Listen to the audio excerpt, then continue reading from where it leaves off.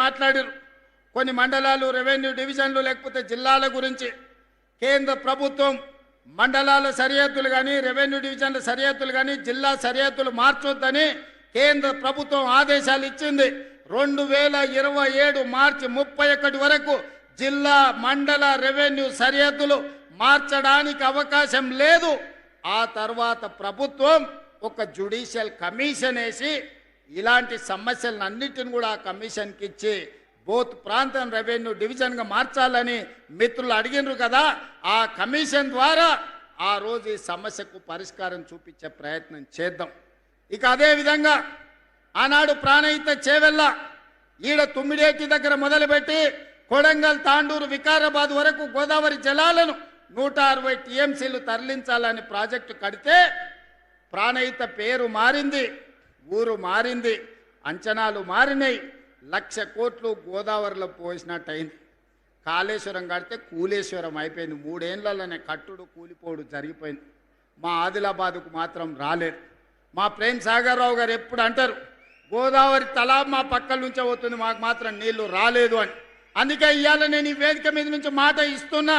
ఇప్పుడు ప్రారంభించిన సాగునీటి ప్రాజెక్టులే కాదు, తుమ్మిడేటి నుంచి ప్రాణహిత చేవెళ్ళ ప్రాజెక్టును తిరిగి ప్రారంభిస్తాం. ఆదిలాబాదుకు నీళ్లు ఇచ్చి ఈ ప్రాంతాన్ని సస్యశ్యామలం చేసే బాధ్యత మా ప్రభుత్వం తీసుకుంటుంది.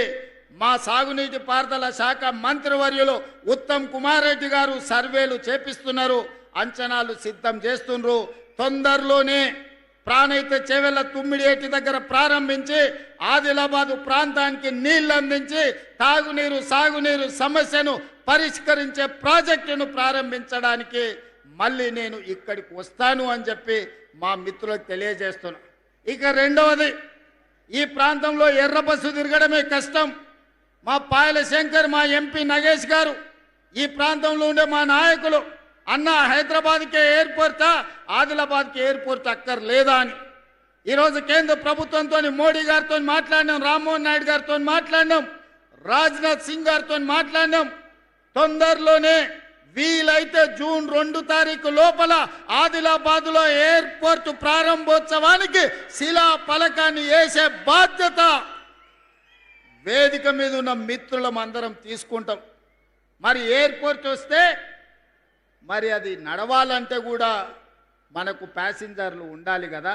అందుకే ఈనాడు ఈ ప్రాంతాన్ని పర్యాటక కేంద్రంగానే కాదు, ఈ ప్రాంతాన్ని ఒక పారిశ్రామిక కేంద్రంగా మార్చాలని ఆదిలాబాదు ప్రాంతంలో వేలాది ఎకరాలలో గొప్ప పారిశ్రామిక వాడ, దేశంలోనే అతిపెద్ద పారిశ్రామిక వాడను ఆదిలాబాదుకు మంజూరు చేసి ఈ ప్రాంతంలో ఉండే ఆదివాసీ గిరిజన బిడ్డలకు, చదువుకున్న నిరుద్యోగ యువకులకు ఉద్యోగ ఉపాధి అవకాశాలు ఇప్పించడానికి, ఈ ప్రాంతంలో పారిశ్రామిక వాడను ప్రారంభించడానికి తొందరలోనే మీ దగ్గరికి వస్తాను.